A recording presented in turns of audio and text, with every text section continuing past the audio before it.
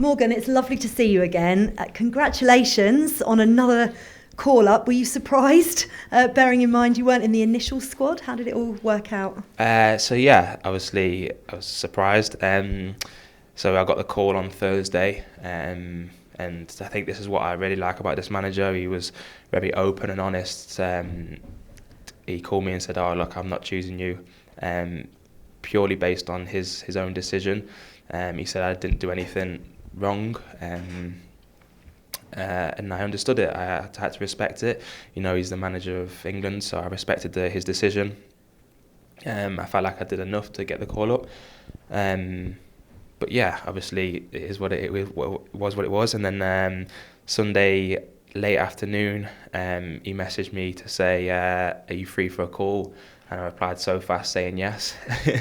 And obviously he said, "Are you still upset, or do you want to come and join us and train tomorrow?" And I said, "Obviously I want to come and join the team and train tomorrow." So to get the call obviously was incredible, and I'm just so happy to be here right now. Had you been upset then? Because it's one of those really weird things when you know that there's a World Cup on the horizon and you want to be part of the team and you get told that you're not selected. Your reaction is actually quite important, isn't it? Yeah, I was upset. I think most people who don't get the call up will be upset. Did he give you specific reasons? No, he's just it was just basically based on his own decision and his own opinion. So which I completely understood, and I respected it. And I appreciated the fact that he called me to tell me, and that's what I really appreciated. So obviously I was upset, but obviously I understood the players that are here right now are of incredible quality.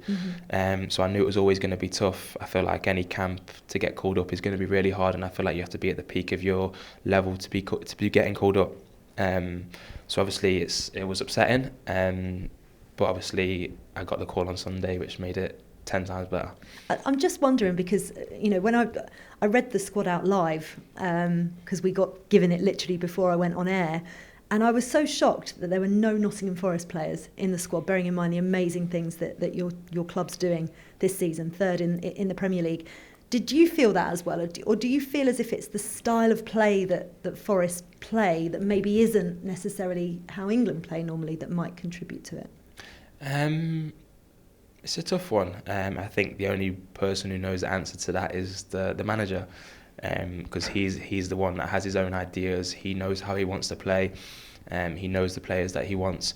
So I think he's the only one that sort of knows the answer to that. But for me and the boys at Forest, I think we're in an incredible form at the minute.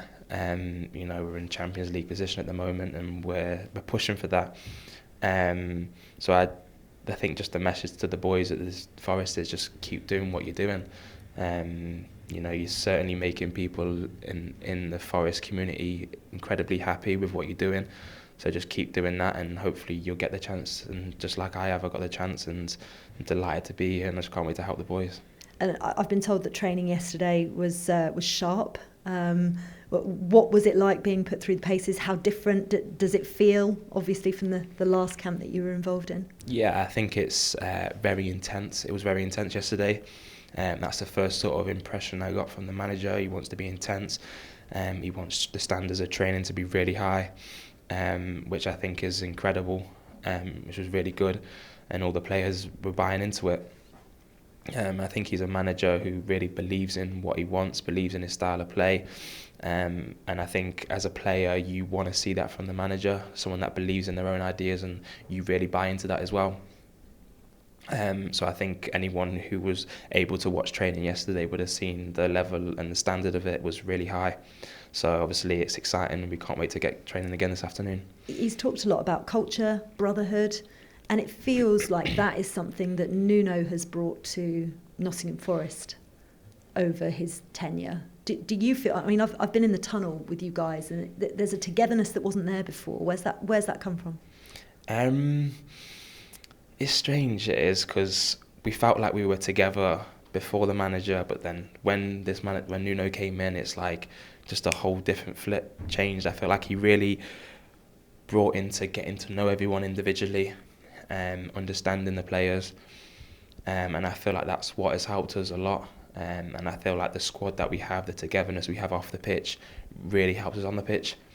I've said it before that this is probably one of the best together changing rooms that I've ever been in. It's just the morale's always high, the vibe's always high, and we take it into games. We go into games and we feel like we can just beat anyone. We might not play the nicest of football, but I feel like we work hard for each other, and I feel like that's the main thing. I don't know, I quite enjoy it, I have to say. I've thoroughly enjoyed watching you play this season. It's been brilliant.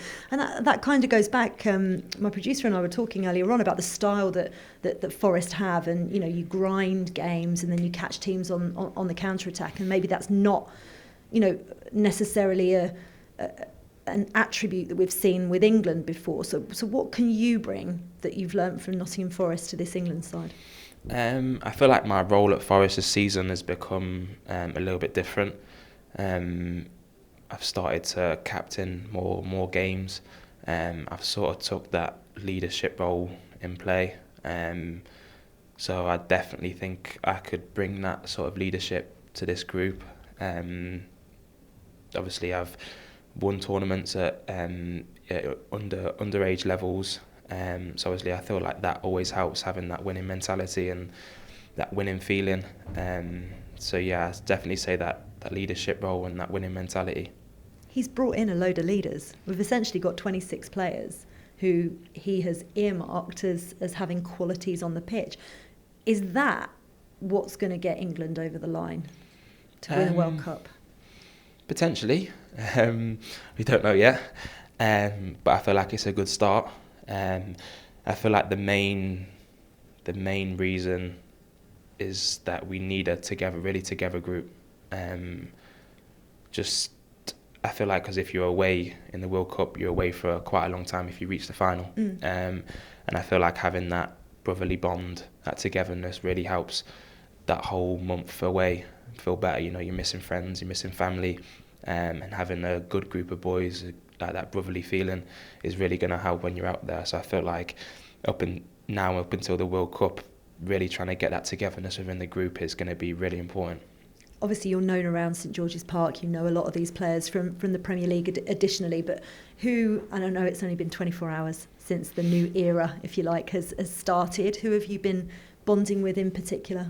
I've always been close with Phil. I've always been close with him from underage groups, so me and him were really close. Bonded quite well with Curtis and Anthony Gordon. I feel like it's been like a breath of fresh air, this camp. I feel like everyone's like mixing with each other. The managers wanted us to eat all at the same time, just to get that togetherness within the group, which I think has been really nice. So we're all kind of gelling in a nice way. Like I said, it's only been 24 hours. But it's been really positive these first 24 hours. Yeah, that's good to see. It's exactly what we've been talking about.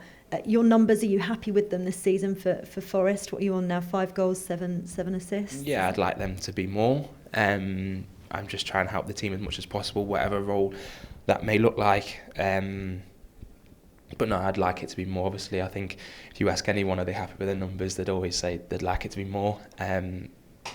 But obviously we're in a good situation at the minute, and if I can help the team any more than what I'm doing, then I will do that.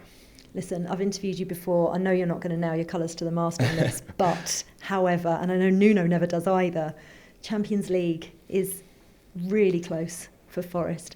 Is there the belief in the squad? Are you at that point of the season now where you think, yeah, it's absolutely ours? No, I feel like in football anything can happen. Me and the gaffer have said it before that we have to take it training by training, game by game, and we keep putting ourselves in better and better situations. We just have to keep believing in what we're doing, staying humble. I feel like that's the key part, is staying humble, not getting too ahead of ourselves, and just focus on what's next, because the Premier League, anyone can beat anyone, and it's shown that this year. Some of the teams that are right up there now. So yeah, we just got to stay humble, take it game by game, and the ambition is to be there, especially with the season we've had. But But like I said, we just got to stay humble and take it game by game. What would it mean to you as a group of players, to those incredible fans, to the management team, to bring European football back to the City Ground? Incredible. We spoke about it in the changing rooms. Imagine hearing the Champions League anthem at the City Ground and how loud it's going to be. And it's something that we want to do as a team to give back to the fans after, so many years of struggle and heartbreak and stuff. It's something that I feel like they deserve more than anyone. So obviously that's what's driving us more than anything, is being able to give back to the fans who've supported us through absolutely thick and thin. And I feel like that's the most important thing. But yeah, to hear the Champions League anthem at the City Ground would be incredible, but we can't look too far ahead. There's obviously still 9-10 games left. So there's still a lot of work to be done to be able to hear that. But like I said, we're excited and we're just staying humble at the minute. Does it almost inspire you, seeing what Newcastle have done? Yeah, definitely. I feel like Eddie Howe's done an incredible job there. A few of the boys are here now that play for Newcastle: Tino, Dan Byrne, Gordy. Obviously they won the Carabao 2 days ago, so they're on absolute cloud nine. I think it's like 70 years since they won a trophy, so for them to be able to say they've done that for Newcastle and obviously give back to the fans is something the fans will remember for the rest of their lives, and so are the boys. And obviously it's we're trying to take a little pinch out of their book and try and give that back to our fans as well.